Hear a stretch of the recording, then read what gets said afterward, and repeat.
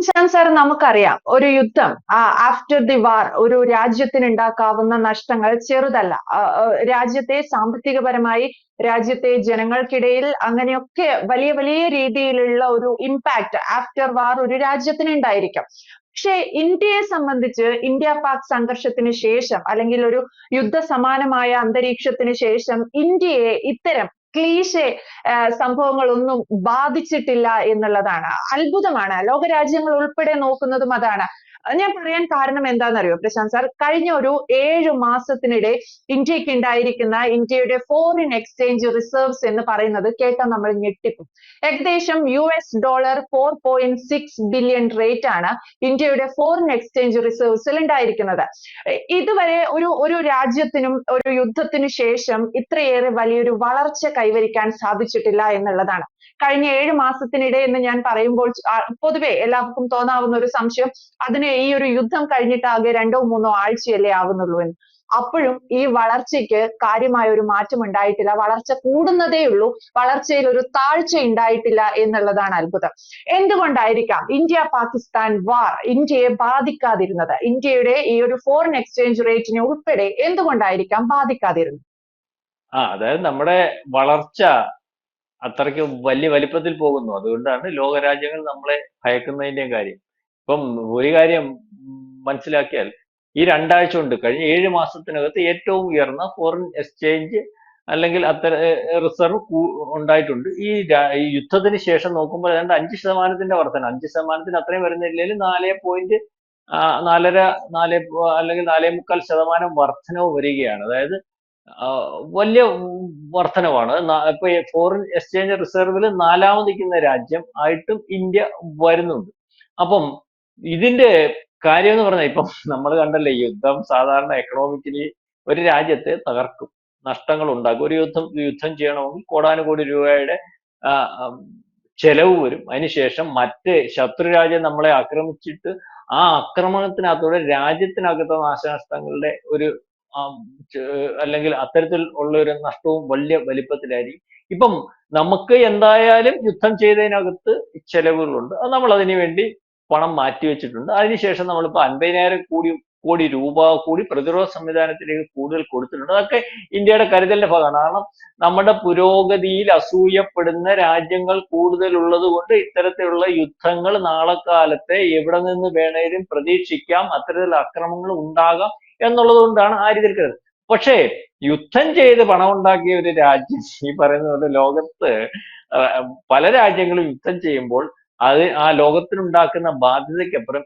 India യുദ്ധത്തിലൂടെ കോടാനുകോടി രൂപ ഉണ്ടാക്കിയിരിക്കുന്നു എന്നുള്ളതാണ് ഇപ്പൊ ഇതിൽ നിന്ന് നമുക്ക് സാധാരണ ഒരു മനുഷ്യൻ പറയുന്ന ഭാഷയിൽ പറഞ്ഞാൽ മനസ്സിലാകും. ഇതുകൊണ്ട് തന്നെയാണ് ലോകത്തിന് മനസ്സിലാവാത്തത് എങ്ങനെയാണ് ഇന്ത്യയുടെ മുന്നോട്ടുള്ള പുരോഗതി അല്ലെങ്കിൽ എക്കണോമിക്കൽ ഗ്രോത്ത് ഇത് എങ്ങനെ സാധ്യമാകുന്നു എന്ന് പോലും ലോകം ഇപ്പോൾ ഉറ്റുനോക്കിക്കൊണ്ടിരിക്കുകയാണ്. ഇപ്പം സാമ്പത്തികമായിട്ട് നോക്കുമ്പോൾ 2025 ലോകത്തിലെ ഏറ്റവും സമ്പന്ന രാഷ്ട്രങ്ങളുടെ ലിസ്റ്റ് എടുക്കുന്ന സമയത്ത് നമ്മൾ പരിശോധിക്കുമ്പോൾ ഈ ഇന്ത്യ ഇപ്പൊ 4ാം സ്ഥാനത്താണ്. ആദ്യത്തെ 3 രാജ്യങ്ങൾ എന്ന് പറയുമ്പോൾ എനിക്ക് അമേരിക്ക, ചൈന, അത് കഴിഞ്ഞ് ജപ്പാൻ, ഇപ്പം ഇന്ത്യ 4ാം സ്ഥാനത്താണ്. അത് ഈ പറയുന്ന ഏതാണ്ട് ഒരു 10 കൊല്ലത്തിനകത്ത് അല്ലെങ്കിൽ 2030 ആ അവസ്ഥയിലൊക്കെ വരുമ്പോൾ വീണ്ടും മുന്നോട്ട് വരാനുള്ള സാധ്യത ഉണ്ടെന്നാണ് ലോക നിലവാരത്തിലുള്ള വർത്തമാനവും അല്ലെങ്കിൽ അത്തരത്തിലുള്ള പഠനവും സൂചിപ്പിക്കുന്നത്.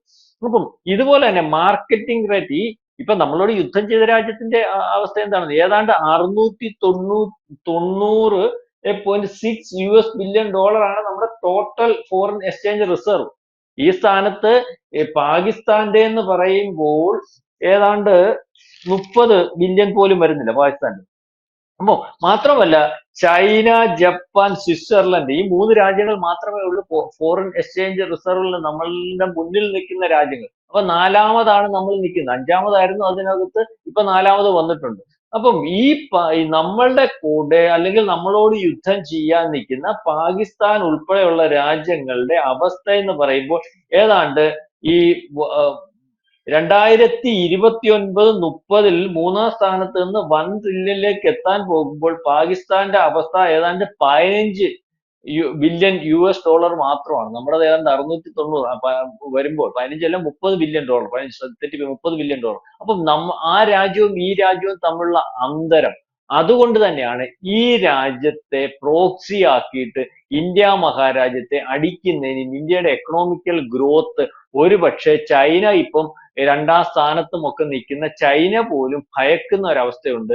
നമ്മൾ ചൈനയെ മറികടക്കുമോ എന്നുള്ളത്. കാരണം ചൈനയ്ക്ക് മറ്റ് രാജ്യങ്ങൾ നോക്കുമ്പോൾ ഈ വലിയൊരു പ്രശ്നമുണ്ട് ചൈനയും ഇന്ത്യ തമ്മിൽ.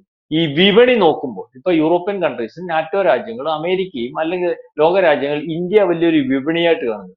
ചൈനയുടെ പ്രത്യേകത എന്ന് പറഞ്ഞാൽ ചൈനയിൽ കൊണ്ടുവന്ന് മറ്റു രാജ്യം, ഇപ്പൊ നമ്മുടെ രാജ്യത്തേക്ക് ഇറക്കുമതി ചെയ്യുന്ന രാജ്യങ്ങളുണ്ടല്ലോ. ഇപ്പൊ തന്നെ ഉദാഹരണത്തിന് മസ്ക് ഇപ്പൊ അയാളെ കാർ വിൽക്കാൻ നോക്കും, അയാളുടെ പല സംവിധാനം വിൽക്കാനുള്ള സംവിധാനം, അത് വാങ്ങാനുള്ള ആ വാങ്ങൽ ശേഷി കൂടുതലായിട്ടുള്ള ആൾക്കാർ കൂടുതലായിട്ട് ഇന്ത്യയിലുണ്ട്. ജനസംഖ്യാനുപാതത്തിൽ വലിയ നല്ല മാർക്കറ്റ്. പക്ഷെ ചൈനയുടെ അവസ്ഥ എന്ന് പറഞ്ഞാൽ ലോകത്തുള്ള സാധനം മൊത്തം മാനുഫാക്ചർ ചെയ്ത് ലോകത്തുടനീളം അത് വിറ്റഴിക്കുന്നതിന് വേണ്ടി ശ്രമിക്കുകയും മറ്റ് രാജ്യങ്ങളുടെ ഒരു സാധനം അവർക്ക് വളരെ കുറച്ചായിട്ട് ആവശ്യം വരികയും, അതായത് അവരുടെ രാജ്യത്ത് ഈ ഇന്ത്യ മഹാരാജ്യത്ത് ഉള്ളതുപോലെ ഒരു വിപണി സാധ്യത ലോകം കാണുന്നില്ല, അല്ലെങ്കിൽ ഇല്ല.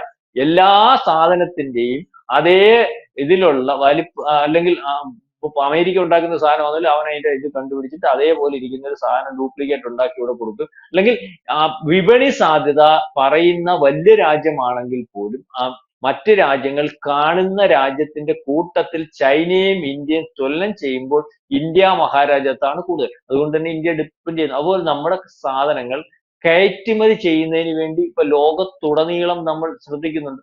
ഇറക്കുമതി മാത്രവും, അല്ലെങ്കിൽ പണ്ടത്തെ കൂട്ട് ഈ ചന്ത സംസ്കാരം, അല്ലെങ്കിൽ ഇവിടെ കൊണ്ടുവന്നെല്ലാം വിറ്റിട്ട് ഇന്ത്യ ഒരു വിപണിയാക്കി കാണുന്ന രീതിയല്ല. ഇവിടെ സാധനം വിൽക്കണമെങ്കിൽ അതിന് പുതിയ പുതിയ അല്ലെങ്കിൽ വിൽക്കുന്നതിനും വരുന്നതിനും അല്ലെങ്കിൽ ഇവിടെ കാര്യങ്ങൾ നടത്തുന്നതിനും ഒക്കെ നമ്മളുടേതായ നിയമങ്ങളും നമുക്ക് പ്രയോജനം ചെയ്യുന്നതായിട്ടുള്ള രീതിയിലുള്ള നിയമങ്ങളും ഒക്കെ ഉണ്ടാക്കിയെടുത്ത് ആരിവിടെ വന്നാലും നമുക്ക് പ്രയോജനം ഉണ്ടാകുന്ന ഒരവസ്ഥയുണ്ട്.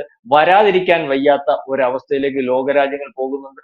അപ്പം അത്തരത്തിലേക്ക് പുരോഗതിയുടെ കാര്യത്തിൽ വലിയ വലിപ്പത്തിൽ, അതുപോലെ തന്നെ നമ്മളുടെ കയറ്റുമതി സംസ്കാരം, അല്ലെങ്കിൽ സംസ്കാരം എന്ന് പറയുമ്പോൾ ആ രീതി മാറിയില്ലേ. ഇപ്പൊ ലോകത്തുടനീളം ഏറ്റവും കൂടുതൽ, ഉദാഹരണത്തിന് യുദ്ധത്തിന്റെ സമയമായതുകൊണ്ട് ഏറ്റവും കൂടുതൽ ആയുധങ്ങൾ ഇറക്കുമതി ചെയ്തിരിക്കുന്ന രാജ്യമായിട്ട് ഇന്ത്യ മഹാരാജ്യം ഉണ്ടായിരുന്നു. 2017 ശേഷം മേക്ക് ഇൻ ഇന്ത്യ പദ്ധതിയിൽ കൂടി തന്നെ ഏതാണ്ട് എത്ര 50-60 രാജ്യങ്ങൾക്ക് ഇപ്പൊ നമ്മൾ ആയുധങ്ങൾ കൊടുത്തുകൊണ്ടിരിക്കുന്നു. അതായത് ആയുധങ്ങൾ ഇറക്കുമതി ചെയ്തുകൊണ്ടിരുന്ന രാജ്യം ഏതാണ്ട് 5 കൊല്ലത്തിന് ശേഷം ഇന്ത്യക്ക് ആവശ്യമായിട്ടുള്ള എല്ലാ ആയുധങ്ങളും, അത് ഫ്ലൈറ്റ് ഉൾപ്പെടെ, ഫൈറ്റർ ജെറ്റ് ഉൾപ്പെടെ, നമ്മുടെ മിസൈലുകൾ ഉൾപ്പെടെ, പ്രതിരോധ സംവിധാനങ്ങൾ ഉൾപ്പെടെ, അല്ലെങ്കിൽ ഈ ഹെലികോപ്റ്റർ ഉൾപ്പെടെ ഉള്ളത് ഉൽപ്പാദിപ്പിക്കുന്ന രാജ്യവുമായിട്ടും അത് ആവശ്യമെങ്കിൽ മറ്റ് രാജ്യങ്ങളിൽ കൊടുക്കാൻ സാധ്യമാകുന്ന രാജ്യമായിട്ട് മാറി, അല്ലെങ്കിൽ വളരെ മുമ്പേ മാറിക്കൊണ്ടിരിക്കുന്ന ഒരവസ്ഥ. യുദ്ധത്തിന് ശേഷം വേറൊരു വലിയ കാര്യം നമ്മൾ പരിശോധിച്ചല്ലേ, നമ്മുടെ ആകാശ് മിസൈലുകൾക്ക്, അല്ലെങ്കിൽ നമ്മുടെ ബ്രഹ്മോസിന്, നമ്മളുടെ ആയുധങ്ങൾക്ക്, നമ്മുടെ പ്രതിരോധ സംവിധാനത്തിന് ലോകം ക്യൂ നിൽക്കുന്ന ഒരു അവസ്ഥയിലേക്ക് മാറി. ഈ യുദ്ധം ആരുണ്ടാക്കിയോ, ആരാണ് ഇന്ത്യ തകർക്കുന്നതിന് വേണ്ടി അതിന് ശ്രമിച്ചത്, അതിനകത്തൊക്കെ അവർക്ക് തന്നെ തിരിച്ചടി കിട്ടുന്ന ഒരു അവസ്ഥ ഉണ്ടായി. ലോകത്ത് ഇപ്പം ഈ യുദ്ധം ഉണ്ടാക്കി ഇന്ത്യയുടെ എക്കണോമിക്കൽ ഗ്രോത്ത് കുറഞ്ഞു പോകുമെന്ന് വിചാരിച്ചിരുന്ന ആദ്യത്തെ രാജ്യം ചൈന.